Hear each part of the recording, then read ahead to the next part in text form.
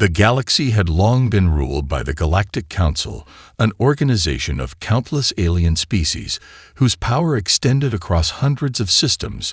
They had crushed any resistance that dared to challenge their dominance for millennia, and the thought of a small and relatively young species like humanity posing a threat was laughable. But everything changed when the humans discovered the artifact hidden deep within a long-forgotten system, a relic of ancient power that had been dormant for eons. The moment the humans laid eyes on it, they knew it was something extraordinary, something that could reshape the very fabric of the galaxy itself. News of the artifact's discovery spread like wildfire throughout the Council, and the response was swift and brutal. The leaders of the Council summoned their fleets from all corners of the galaxy and gave humanity an ultimatum: surrender the artifact or face destruction. But humanity was not so easily intimidated. Earth's leaders had long suspected that the Council would act with this kind of arrogance. They had known that a time would come when humanity would have to fight for its place among the stars, and now that time had arrived. President Leela Corbin stood before her advisors, her mind racing as she scanned the data on the screen in front of her. The transmission from the Council was clear. Their demand was simple. They wanted the artifact, and they were willing to destroy Earth to get it. Yet Corbin did not hesitate as she looked up from the table, her voice steady, but filled with a quiet fury. They want our submission, but we will not give it to them. We will not bow to the Council, and we will not surrender this artifact. We fight, or we die. Her words resonated through the room, and the decision was made. Humanity would not back down. The time for diplomacy had passed, and the age of human vengeance had begun. The Council would soon learn that humanity was not the weak and fragile species they had thought them to be. Across the planet, human forces mobilized for war. Engineers worked tirelessly to adapt and reverse engineer alien technology. Military leaders devised strategies that combined human ingenuity with the cutting-edge weapons humanity had secretly developed for years, all in preparation for the inevitable attack that was coming their way. And on the eve of battle, humanity stood united, a single force with one goal: to protect their home, to protect their people, and to make the galaxy understand the true meaning of defiance. When the Council's fleets finally arrived, they were met with a fierce resistance, unlike any they had ever encountered. Human ships emerged from Earth's atmosphere armed with weapons designed to overwhelm even the mightiest of alien vessels. Gravity guns, pulsars, and plasma cannons all fired in unison as humanity's fleet tore into the Council's armada with precision and force that sent shockwaves throughout the galaxy. And for the first time in millennia, the Council's confidence began to waver.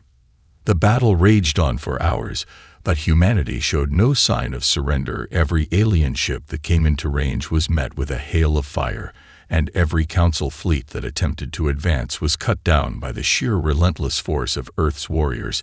Humanity's military was small compared to the vastness of the Council's empire, but it was ruthless, it was united, and it was willing to fight to the last man, woman, and child to ensure that they would not be crushed. As the dust began to settle, the Council realized something they had failed to consider: humanity would not go down without a fight, and that was something they had never anticipated. Humanity's first victory would echo throughout the galaxy, and the Council's reign of fear and dominance was about to come to an end. The aftermath of the first battle left the galaxy stunned. While the Council's forces were not entirely decimated, the loss was significant. A number of their ships and commanders had been lost to the human assault, and the Council's once unshakable confidence was now tainted by the harsh reality that humanity was not as weak as they had believed. The Council called for reinforcements to crush Earth and restore their reputation. They would not let this challenge go unpunished. As the reinforcements gathered from across the galaxy, the human leaders knew they had only one chance to make this war their own. They had to strike fast and hard before the full might of the Council's fleets could converge on Earth. But Earth's defenses were already strained. The cities that had once stood proud were now in ruins as the dust of the first battle settled. Yet the resolve of humanity was unbroken. Instead of fear, the people of Earth felt something else. They felt rage. They felt determination. They would not let their home be destroyed. They would not let their future be stolen. The war machines of Earth hummed with activity as human forces prepared for the coming storm. Engineers worked around the clock to fortify their defense systems as space stations and orbital weapons platforms were upgraded for the coming battle. The military commanders designed new strategies incorporating everything humanity had learned from their first engagement. They would not make the same mistakes twice. The Council's Second Fleet arrived without warning, a massive armada of hundreds of ships that filled the skies of Earth's orbit. The sheer size of the fleet would have overwhelmed any other species, but humanity did not flinch. Their military forces mobilized at once, intercepting the incoming fleet with swift precision. Human fighters streaked through the sky, while larger ships fired powerful blasts from their newly upgraded weapons. Humanity's tactics were unlike anything the Council had seen before. Their ships moved with agility and speed far beyond what their enemies had expected, a constant dance of feints and strikes that left the Council struggling to adjust. For every ship the Council sent into the fray, humanity had to counter. The new weaponry installed on their fleet took the Council by surprise. Gravity disruptors pulled enemy ships off course, plasma lances cut through shields with surgical precision, and human warships fired in coordinated waves that overwhelmed even the most experienced of alien commanders. The humans fought with the fury of a species that had nothing left to lose. They fought with the kind of passion and ingenuity that had never been seen before in the galaxy. The alien forces tried to regroup and retaliate, but the humans were always one step ahead. They took full advantage of every mistake their enemies made, launching counterattacks on Council supply lines, hitting vulnerable sectors, and sabotaging the command ships that controlled the fleet. With each strike, they weakened the Council's grip on the situation. Amid the chaos of the battle, President Corbin stood in the heart of Earth's command center, watching the conflict unfold. She had known this day would come, and now that it was here, she felt a strange sense of calm. Their people were fighting not for victory, but for survival. The Council had made the fatal mistake of underestimating humanity, and now the galaxy would learn the consequences of that mistake. The battle stretched into the night, and as the final alien ship was disabled, the human forces stood victorious once again. Though the cost was high, the message had been sent. Earth was not just fighting for survival.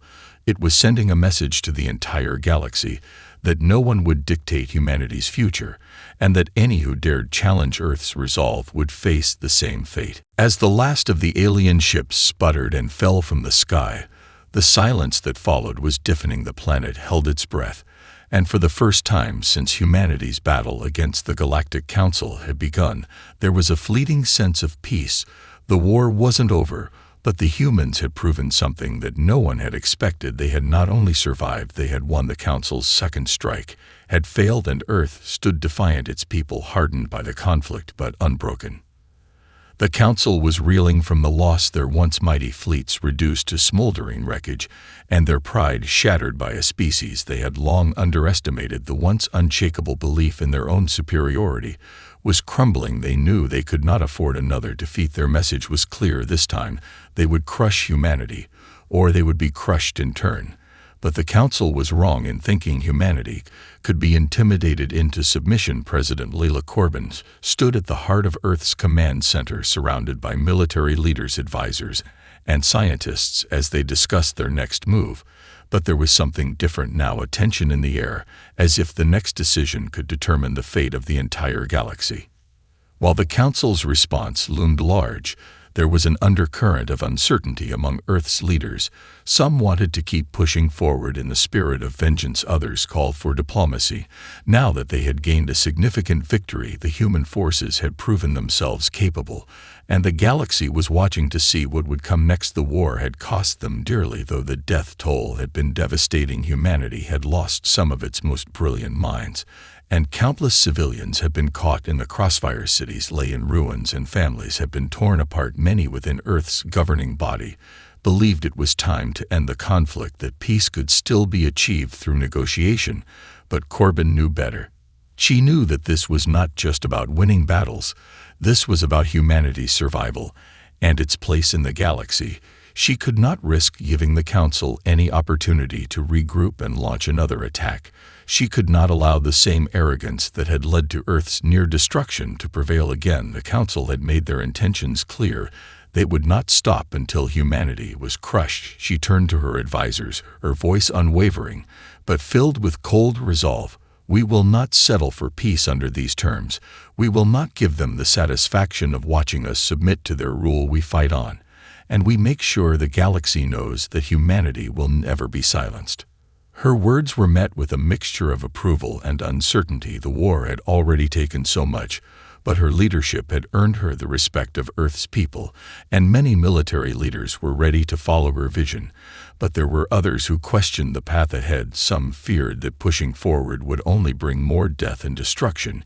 Yet there was no denying the reality they faced. If they stopped now, if they allowed the Council to dictate the terms of peace, they would only invite further conflict later.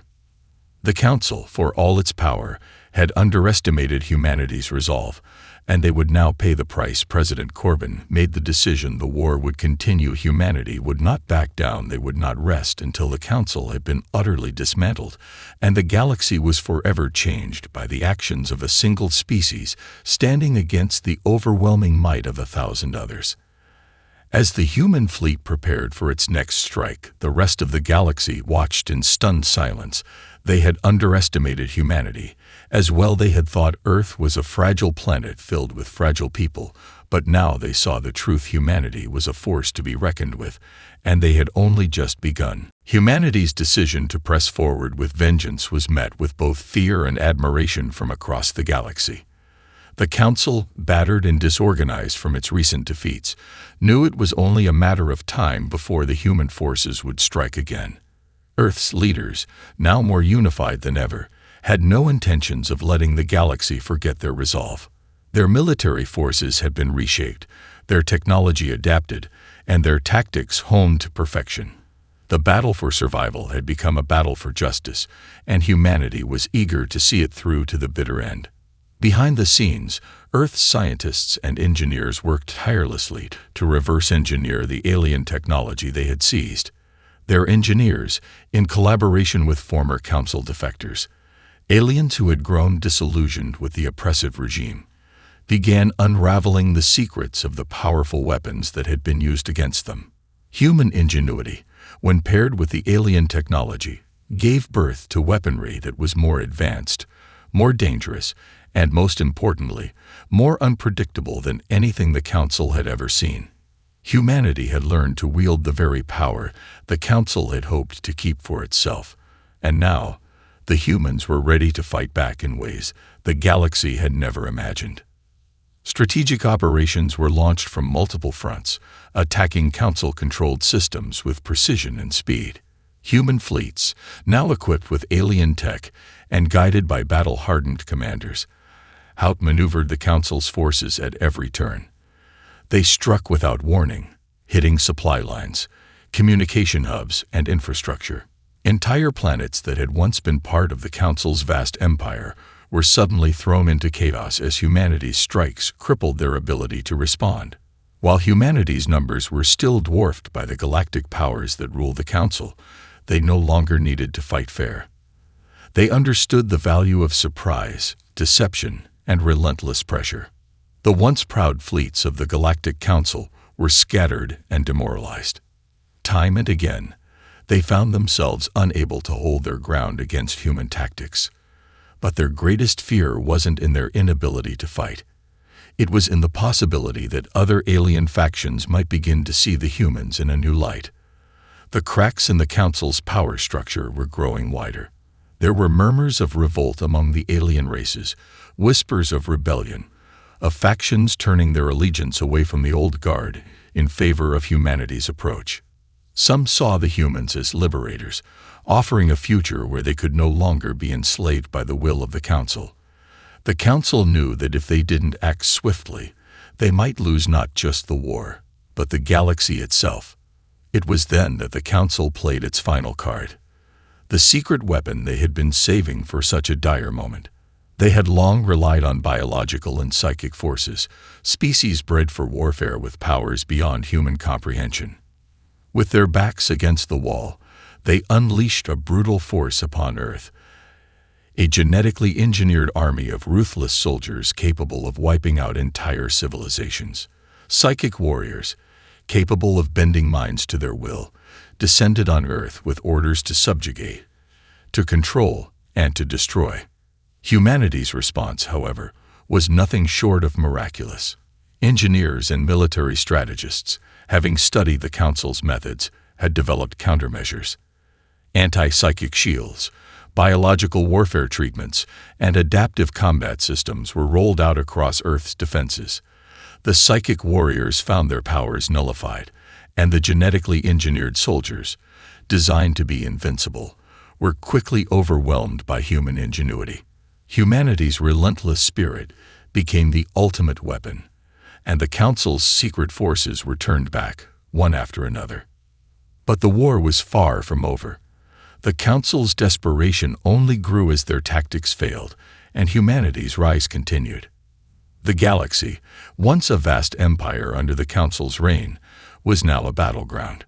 The Galactic Council, for all its might, had underestimated the one thing that had never been part of their calculations: the strength of humanity's will to survive. The war had now shifted into a phase that even the Galactic Council could no longer ignore. Despite their overwhelming numbers and technological advantage, they were beginning to understand just how difficult it would be to destroy humanity.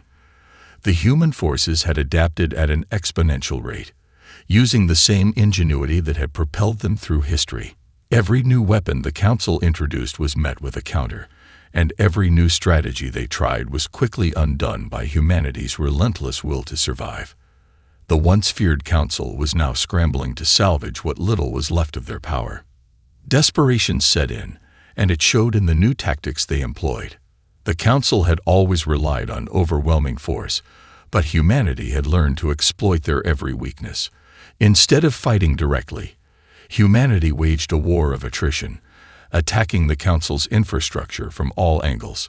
Human warships, faster and more maneuverable than anything the Council had ever seen, struck deep into the heart of Council-controlled space. With each attack, more systems fell into disarray. The Council, unable to focus its efforts on the battlefronts, began to falter, their once unified command structure disintegrating into chaos. The tide of war had turned, but the Council wasn't about to go down without a final desperate attempt to quash the uprising.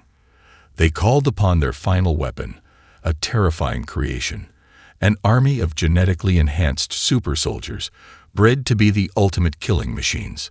These soldiers, each stronger, faster, and more ruthless than any other species in the galaxy, were unleashed on Earth. They were meant to crush humanity in its home turf, to remind Earth's defenders just how outmatched they truly were. But humanity was no stranger to adversity. The human leadership, now fully aware of the Council's brutality, had been preparing for this moment. They had seen the intelligence reports, witnessed the rise of these super soldiers, and knew what was coming. But humanity's strength was never in raw power alone. It was in their ability to adapt, to find solutions where none seemed possible. Earth's military response was swift, mobilizing specialized combat units to engage the enhanced soldiers on the ground. But it wasn't just the military that responded. Ordinary civilians, inspired by the sacrifices of their soldiers, took up arms. What had begun as a war for survival had transformed into a war for their very identity, and humanity would not be cowed by the Council's newest weapon. The battle on Earth was brutal. The super soldiers tore through the human forces with terrifying precision, their strength and speed unmatched by anything Earth had ever seen. But humanity's resistance was tireless. Earth's warriors used the terrain to their advantage, ambushing the super soldiers in urban environments, using every ounce of their creativity to turn the tide. The humans adapted quickly, employing tactics that the super soldiers were not prepared for. Attacks from hidden locations, traps set with cunning precision, and weaponry that exploited the genetic weaknesses of the enhanced soldiers. Amidst the chaos, the human forces discovered something the Council had not anticipated. While the enhanced soldiers were incredibly powerful, they lacked the flexibility and resilience that humans had developed over centuries of struggle. They were bred for war, but they were not prepared for the unpredictable, unyielding nature of human ingenuity. Slowly but surely, Earth's fighters began to push back. The super soldiers, once seen as invincible, began to fall. The Council, watching in horror as their prized creation was defeated, realized too late that humanity was not to be trifled with. Earth's defenders, despite their limited resources and numbers, were proving that they could not be broken. The super soldiers had been their final gamble, but humanity's unwavering spirit had shattered it. In the aftermath of the battle, as Earth's cities burned and the human forces regrouped, President Corbin stood before the world's leaders once again. The battle for Earth was far from over, but a new realization had begun to sink in. The galaxy had underestimated humanity in ways they couldn't have imagined. And now, the galaxy would have to reckon with the consequences of their mistake. As the dust settled from the devastating battle on Earth, the galaxy held its breath. Humanity had once again defied all odds and overcome the Council's latest weapon. The enhanced super soldiers, once seen as the Council's ultimate strength, had been defeated not by brute force, but by human ingenuity, grit, and the relentless will to survive. The victory, however, was not without its cost. Earth's cities lay in ruin, and countless lives had been lost. But humanity's message had been clear. They would never surrender, never back down. In the aftermath, Earth's leaders knew they could not afford to rest. Despite their triumph, they were still a small power in a galaxy ruled by the Galactic Council. The alien forces had not yet fully regrouped, and the Council's desperation had only grown stronger. They had tasted the bitter reality that their power was slipping away, and they would stop at nothing to restore their dominance. For the first time, the future of the galaxy seemed uncertain, and humanity was caught in the eye of a storm that threatened to tear the stars apart.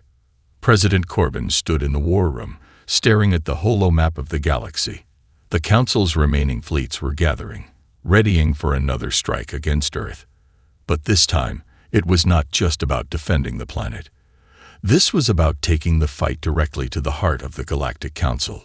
Corbin knew that Earth could not keep winning by simply defending. If they were to end this war once and for all, they would have to go on the offensive. They would have to strike at the very core of the Council's power. The plan was risky. It called for the formation of a special operations group composed of Earth's finest soldiers, engineers, and strategists, an elite team that would infiltrate the heart of the Council's capital, a sprawling metropolis built on the center of their empire. Their mission was simple but dangerous: destroy the central command structure of the Galactic Council, the very system that controlled the fleets and ensured the Council's continued reign. If humanity could take down this heart, they could cripple the entire galactic power structure. Humanity's best and brightest were ready.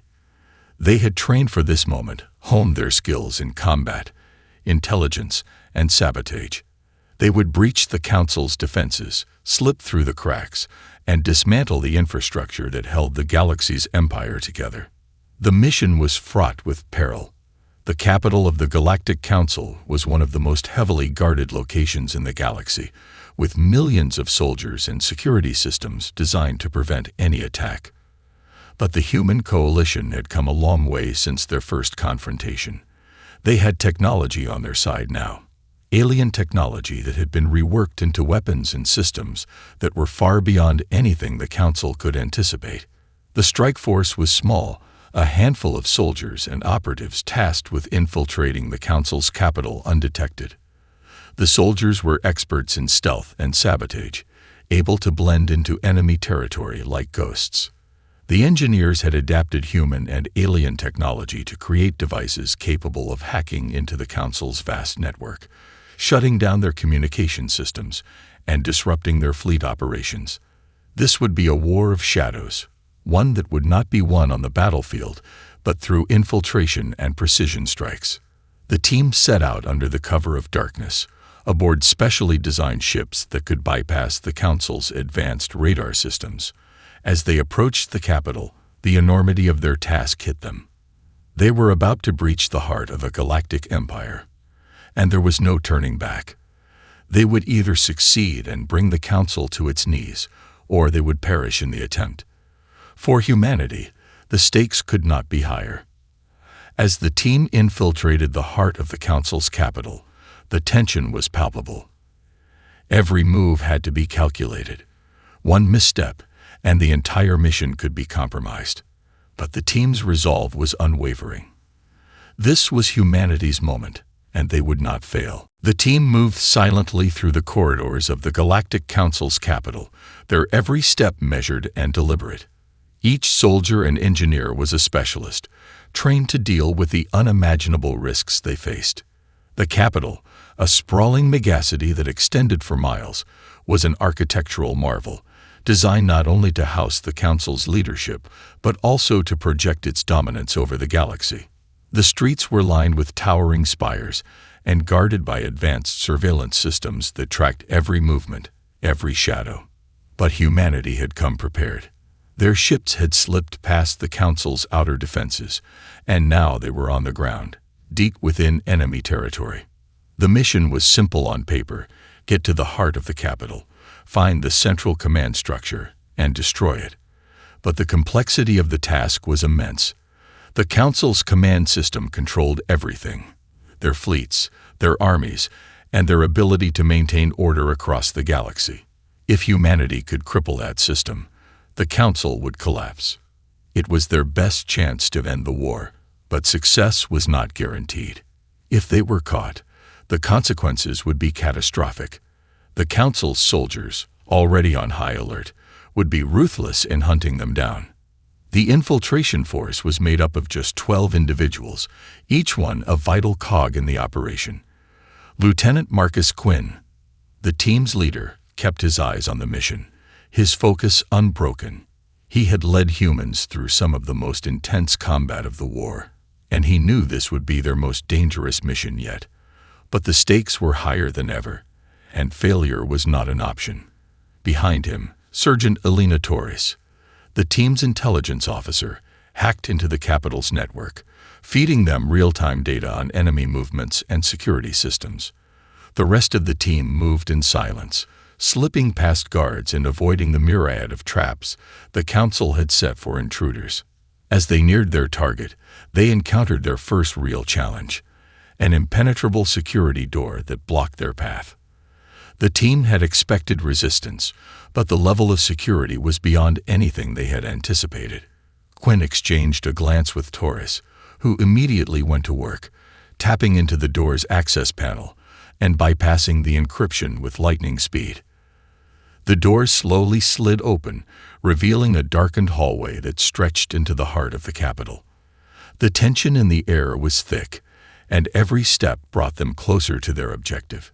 Inside the building, the team encountered a labyrinth of hallways and stairwells, each more heavily guarded than the last.